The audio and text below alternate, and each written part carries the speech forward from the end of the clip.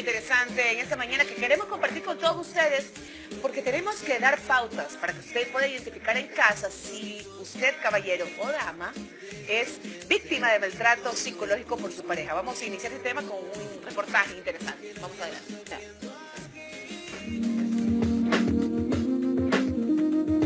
El maltrato psicológico es la violencia tanto física como emocional. Normalmente está basado en el poder dentro de la relación, en la dominación y en el control. Existen varios tipos de maltrato psicológico. Puede ir desde el físico, de rechazo, de degradación, de reclusión, de corrupción y explotación, y de indiferencia emocional. Pero centrémonos netamente en el maltrato emocional, que se produce de forma sutil y que tiene como base la comunicación humana. Existen algunos tipos de maltrato emocional, por ejemplo, de rechazo, cuando se niega el reconocimiento o valor del otro. Se consigue mediante mensajes que comunican al otro que es inferior, peor, que sus pensamientos son menos valiosos, que sus sentimientos no son importantes o están equivocados siempre. De degradación. Mediante la comunicación no verbal o verbal, se ridiculiza, apoda, grita, se usan palabras obscenas, se humilla públicamente, se desacredita, se etiqueta, de alguna manera que hace sentir mal a la persona. Este tipo de maltrato lamentablemente genera dependencia entre quien lo genera y quien lo recibe. Se inicia y se desarrolla un proceso destructivo y la víctima se va anulando. Inhibe cualquier respuesta. Calla con el fin de evitar mensajes verbales o no verbales que la degraden aún más.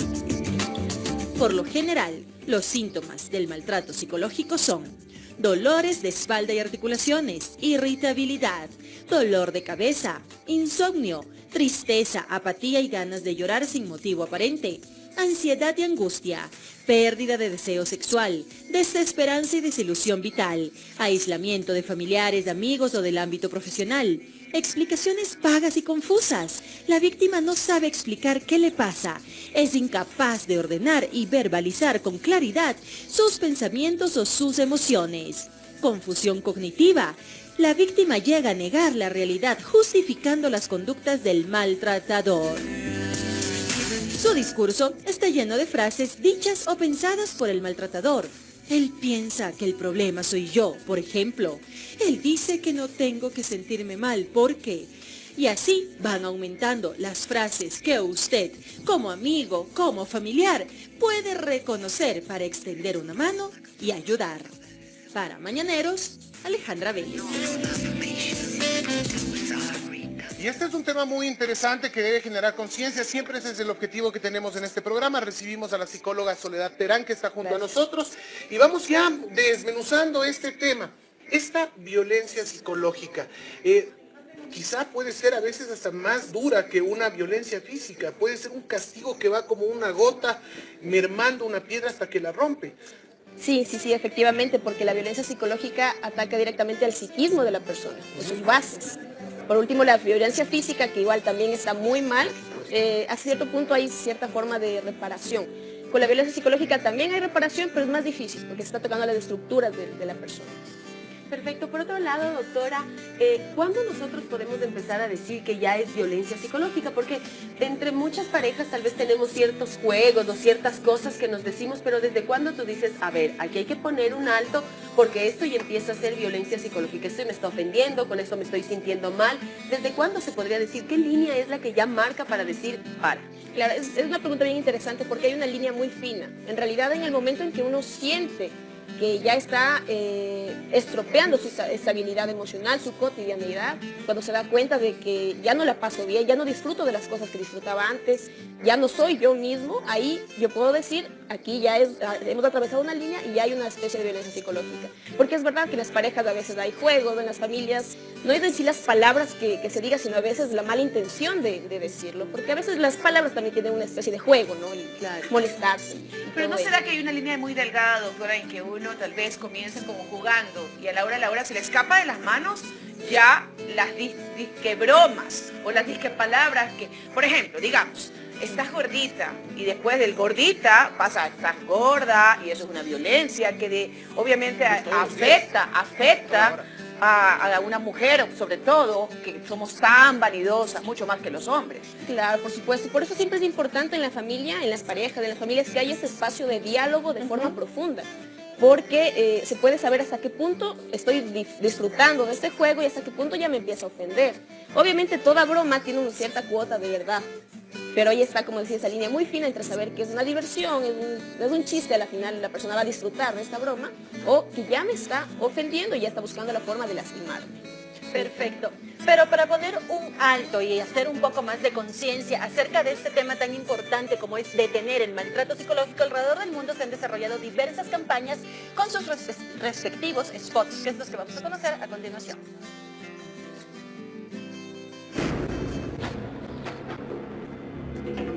Se considera el maltrato psicológico como un tipo de violencia sorda, muda, invisible, en la que se hace sufrir a la víctima mediante la culpabilización o desvalorización, aprovechando el cariño que ésta siente hacia su agresor.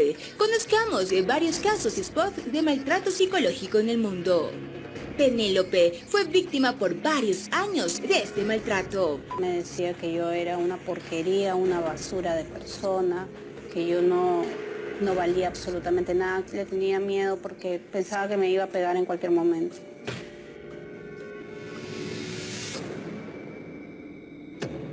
Bueno, ahí en el tercer piso fue donde yo en verdad pasé los momentos más tristes de toda mi vida. Ahí fue donde empezó todo, ¿no?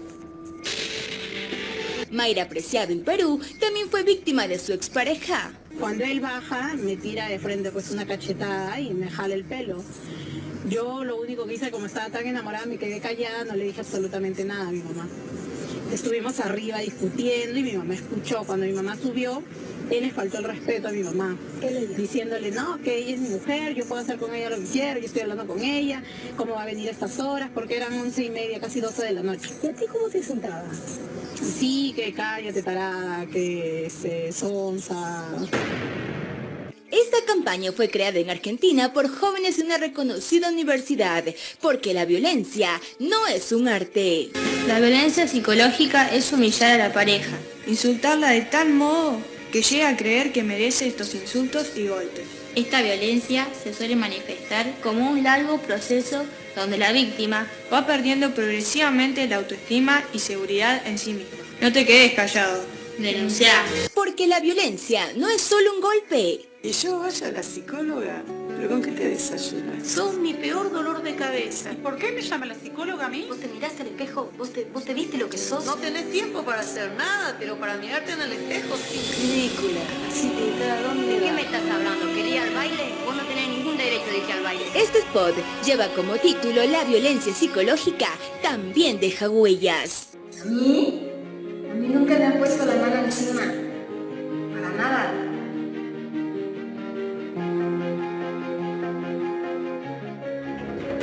Oye, ¿por qué no en vez de estar viendo la tele te sales a correr? Estás bien gorda.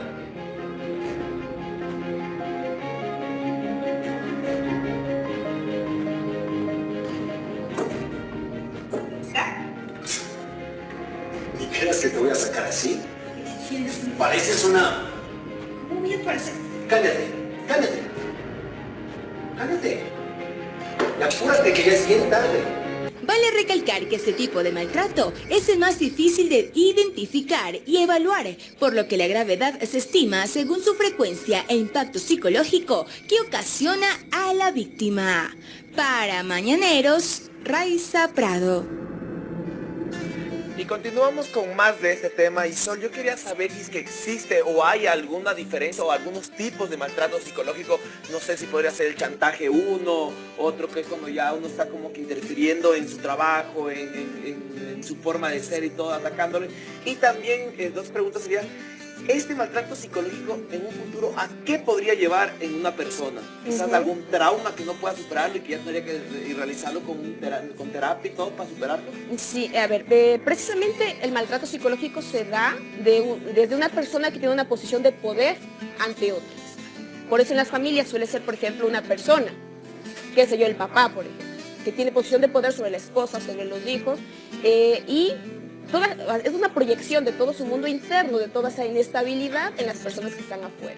Entonces, precisamente hay diversas formas, ¿no? Que es del chantaje, es de intentar tal cual manipular, hacer de esa persona en quien estoy proyectando todas esas cosas malas como un depositario de mis frustraciones, ¿ya? Entonces termina siendo una dinámica muy egoísta, porque es como que necesito que esa persona que esté afuera solucione de forma superficial mi propio conflicto interno. Y ese chantaje no necesariamente tiene que ser violento, también puede ser con cariño, con todo así, pero de cierta forma para ir moldeando a la persona. Exacto. De hecho, va mucho de la mano, como decir, con un pseudo cariño. Como yo hago esto porque te quiero, ¿ya? Entonces es un jugar con la mente de la otra persona.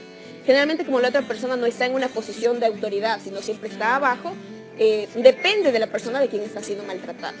Perfecto. Soledad, hay una de las cosas que a mí me llama mucho la atención y es que cuando leí acerca del maltrato psicológico dice que genera dependencia, que esa es una de las cosas más fuertes al momento de necesitar buscar ayuda o de romper esta cadena, porque se vuelve todo un proceso que va llevando a una persona a otra y a otra. Es verdad, te puedes volver dependiente de algo que no te está haciendo bien. Sí, precisamente, porque como es una persona que está en una posición de poder, es como si vaciara a la otra persona. Y la otra persona necesita de quien está siendo aplastado. Y de hecho es bastante interesante lo que tú planteas, porque se vuelve como una cadena. De hecho, en los colegios, los niños que hacen bullying, que maltratan a los otros niños, son también ellos maltratados. Es como que lo que ellos no alcanzan a entender en su cabecita, necesitan hacerlo en acto. Entonces lo hacen con otros niños. Si ellos son maltratados en casa, ellos maltratan a otros niños en casa. Y se vuelve una cadena. Qué sé yo, por ejemplo, el jefe hace maltrato psicológico con el papá con la mamá con el hijo con el compañerito con el perro. O sea, se vuelve una cadena que hay que poner un corte. Pero ninguna dependencia, tengo entendido, es completamente sana. Entonces, claro, por supuesto. ¿Cómo se rompe? Por supuesto. A ver, una de las formas más idóneas para intentar romper esta cadena es que la persona que está maltratando o alguno de los eslabones decida hacer un corte en esto. Tiene que decidir hacer un corte. Reconocer que todo lo que está proyectando hasta cierto punto es proyección mía, ¿ya? No es que fulanito me está molestando, sino que en realidad soy yo quien está proyectando en él. Por poner un ejemplo bastante pedagógico, digamos, cuando uno estás manejando y viene un conductor que es muy soez y muy agresivo y te insulta, obviamente que a mí me va a molestar. Pero como el problema es de él, ya a la final ese rato me molesta, yo me fui y ahí terminó. Pero quien sigue con ese malestar es el chofer, ¿ya? Esta es una dinámica similar a lo que es la proyección del maltrato. O sea, tener el reconocimiento de que en realidad quien tiene ese malestar interno y esa inestabilidad emocional es la persona que está propiciando el maltrato, no el depositario. A mí me preocupa algo, porque yo alguna vez leí en algún diario que el detonante del maltrato psicológico y físico es el alcohol.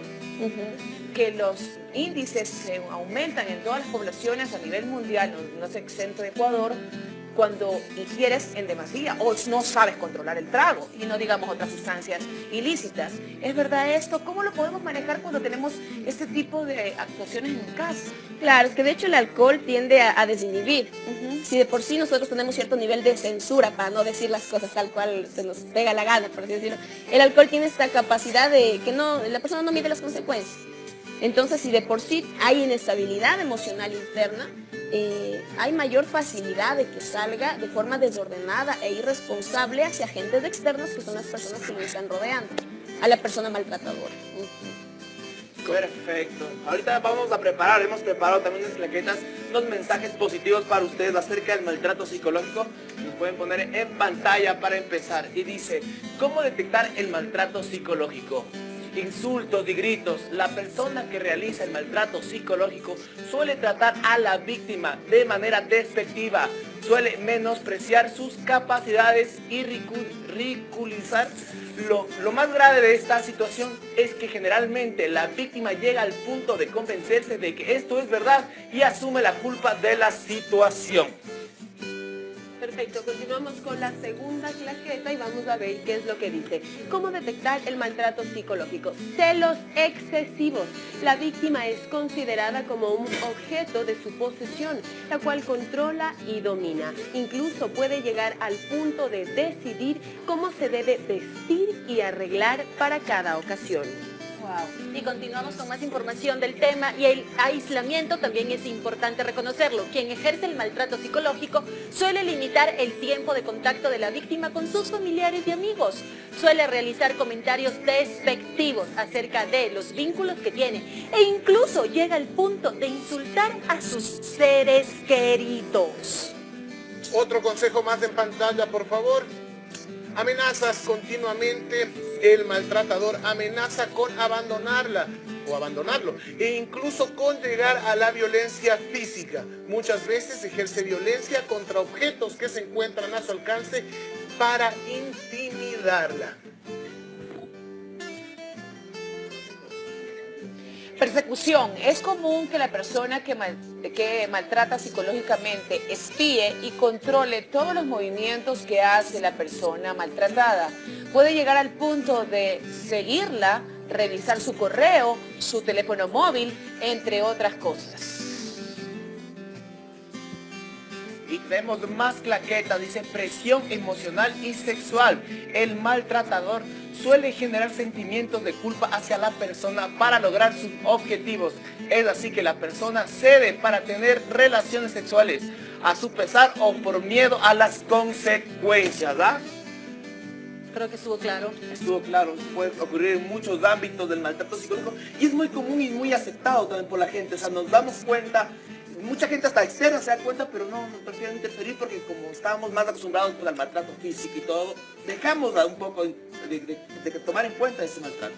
Sí, y de hecho es bastante importante, o sea, todas las personas deberíamos tener nuestro espacio psicológico, porque es como que ahí se puede detectar hasta qué punto está trastocando mi autoestima la situación que estoy viviendo o no. ¿Y qué es lo que pasa? Como que nuestra sociedad no le ve tanto la importancia del psicólogo. En la medida en que una persona tuviera mayor conocimiento de su mundo interno, va a poder detectar agresiones externas y pararse de una forma más segura, más contundente. Y poder reaccionar de una forma más acorde. Un maltratador, una maltratadora, puede ejercer esta presión, este castigo, este bullying psicológico de manera inconsciente. Por supuesto, sí. De hecho, no es que lo haga conscientemente todo el tiempo. Más bien es como si tuviera, por así decirlo, un software interno que le hace operar así. Es como que la forma de cómo decodifica el mundo es así por su propia inestabilidad interna. Entonces en eso hay que tener muy claro, o sea, no se trata de que el maltratador él planee, no es que él se levanta todas las mañanas a ver, primero hago esto. Claro, exacto. Más bien es como si fuera un detonante interno que le hace operar de esa forma. Ahora, pero ¿cómo podemos diferenciar? ¿Cómo podemos diferenciar que esta persona tiene mal carácter o es maltratador? Tiene un problema psicológico, porque hay gente que es mal genio. Claro, esa es una pregunta muy buena. Sabiendo discriminar hasta qué punto la persona se interesa por mí o no. Porque puede tener mal carácter, pero hay espacios de diálogo en que yo sé que da cabida a lo que a mí me interesa, y lo que a mí me preocupa, y lo que me hace sufrir y todo eso. Pero si sé que hay un egoísmo, sé que no me escucha, sé que todo pareciera que va solo hacia esa persona, es un indicador de que puede ser más bien una persona que maltrata, una persona maltratadora, en lugar de ser una persona de mal carácter. Porque es verdad, o sea, las personalidades son múltiples. Uno puede tener mal carácter, tener miles de cosas, pero tengo mi espacio en que también pienso en el otro. No me encierro egoístamente en mis inestabilidades, de mis malestares y cómo los demás tienen que danzar alrededor de estabilizarme a mí, sino yo preocuparme también por el otro. Perfecto, definitivamente eso es muy importante, preocuparse también por la otra persona. Y a continuación nosotros vamos a ver de varias famosas que han sufrido este maltrato psicológico. ¿Quiere conocerlas? Mire la siguiente nota.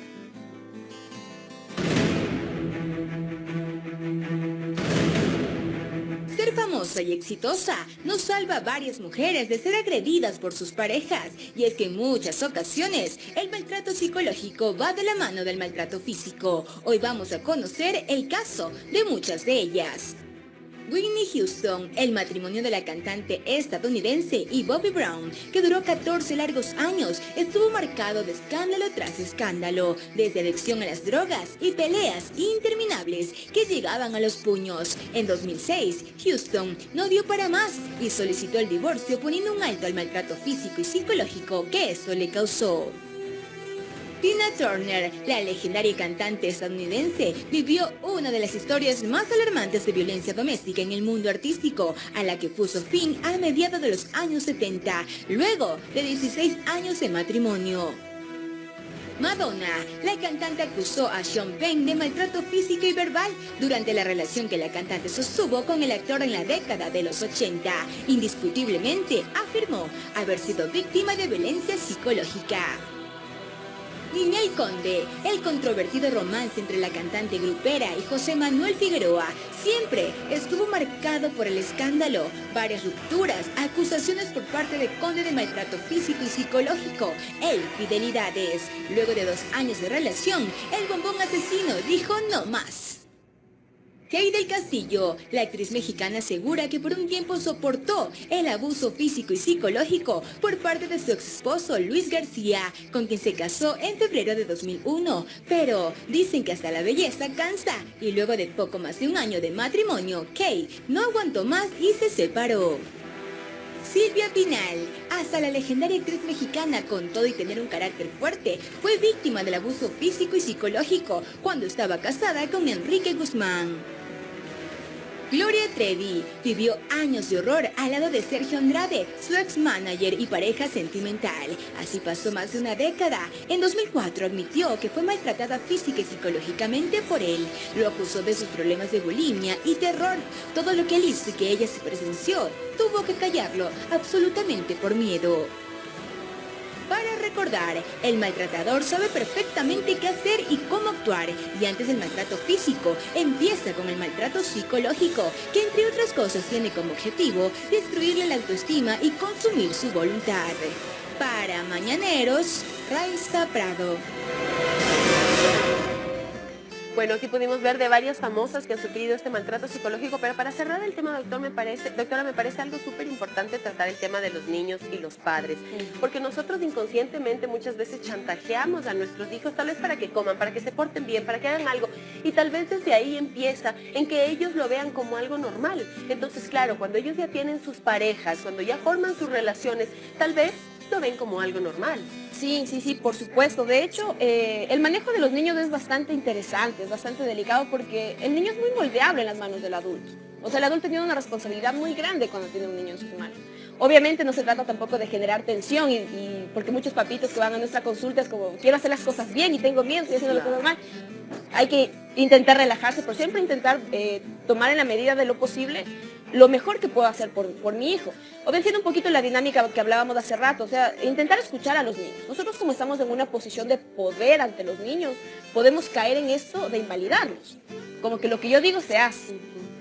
En realidad, cuando uno escucha más al niño, le pone atención, observa el juego del niño, el niño se siente entendido y se siente escuchado. Por ejemplo, esto de observar el juego del niño es mágico, porque si uno observa lo que el niño está jugando, es el equivalente a escuchar el diálogo en el adulto. El juego para el niño es el equivalente al lenguaje en el adulto. Y si uno le observa al niño jugar, uno puede ver ahí todos sus miedos, sus ansiedades, sus traumas, sus frustraciones, y proyecta todo.